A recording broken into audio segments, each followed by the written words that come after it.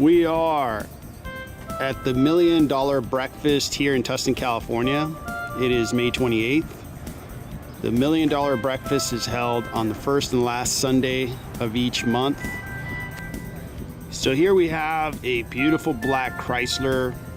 It is gorgeous. It's sitting here by itself in the shade. It's got that early 60s, late 50s fin in the back. I mean, this thing is perfect. This Chrysler 300, the lines are just really unique. The paint is very deep. I hope you could see it. This black paint is perfectly done.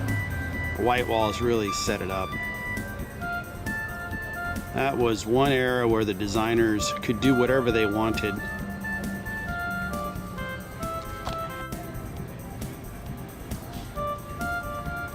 Imagine taking your prom date to the prom in this beauty. What a cool car.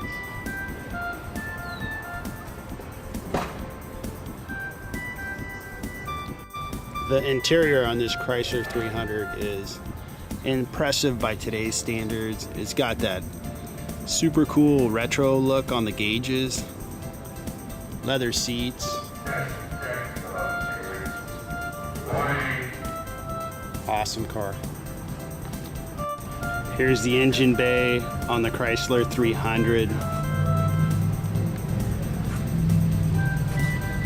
What a car.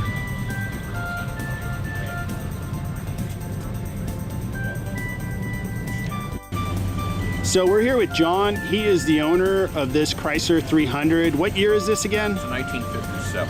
1957 Chrysler 300. And I hope that everybody could see the paint on this car. It is perfectly done, really deep. It's got black. It really just looks awesome with the chrome.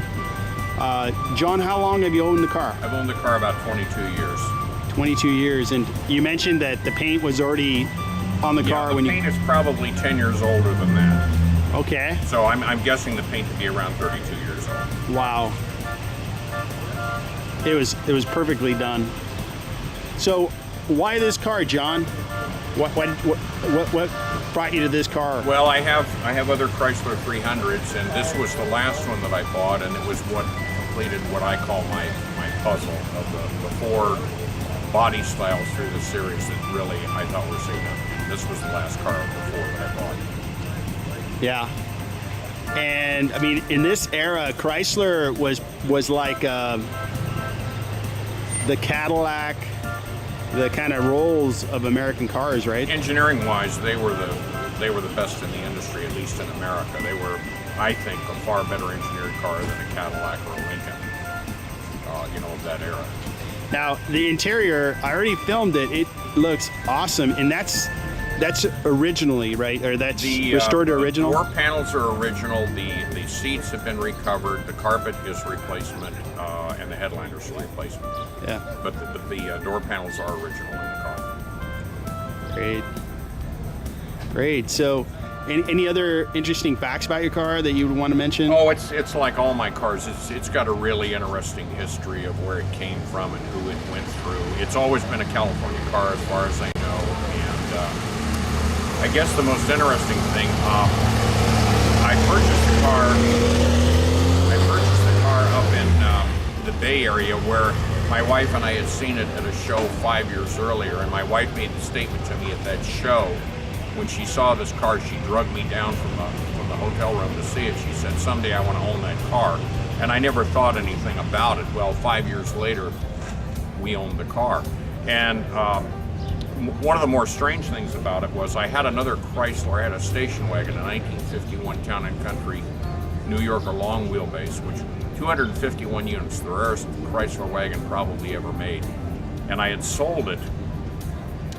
It left my house on a Thursday night, and a friend of mine and I left on Friday morning to go north to look at another car.